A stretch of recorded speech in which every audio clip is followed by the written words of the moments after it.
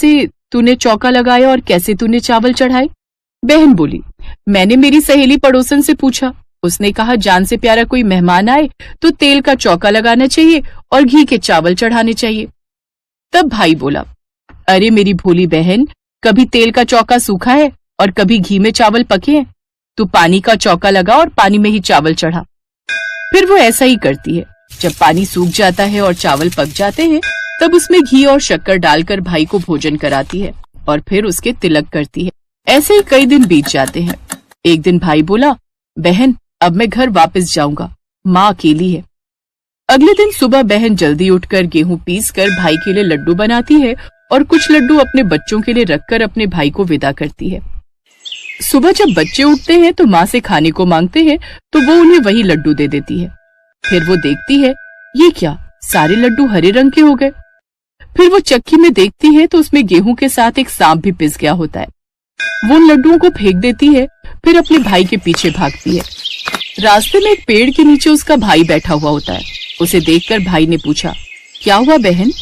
तो बहन पूछती है, मैंने तुझे लड्डू बांधे थे वो कहाँ हैं? तो भाई बोला, तेरे लड्डू मैंने अभी नहीं खाए, पेड़ पर टंगे हैं, ले ले। वो पेड़ से लड्डू उतारती है और वहीं गड्ढा कर उन लड्डुओं को गाड़ देती है। फिर अपने भाई को सारी बात बताती है।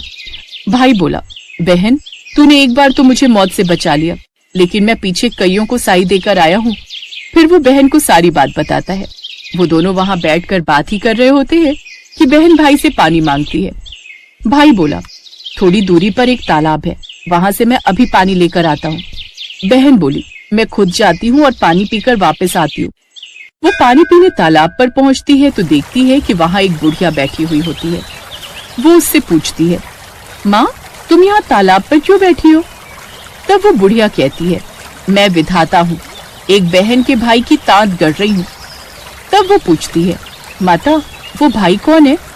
तब वो विधाता कहती है एक भाई जिसके प्यार में उसकी बहन ने सांप की हत्या कर दी। बहन सोचती है यह तो मेरा ही भाई है। वह घबरा जाती है और विधाता से पूछती है, माता उस भाई को इस श्राप से बचाने के लिए क्या करना होगा? तब वो विधाता बोलती है, उसकी एक बहन है, जब वो उसे गालियां दे और उसकी शादी होने तक यदि उसके हर घात को टाल देती है तो उसका भाई बच सकता है।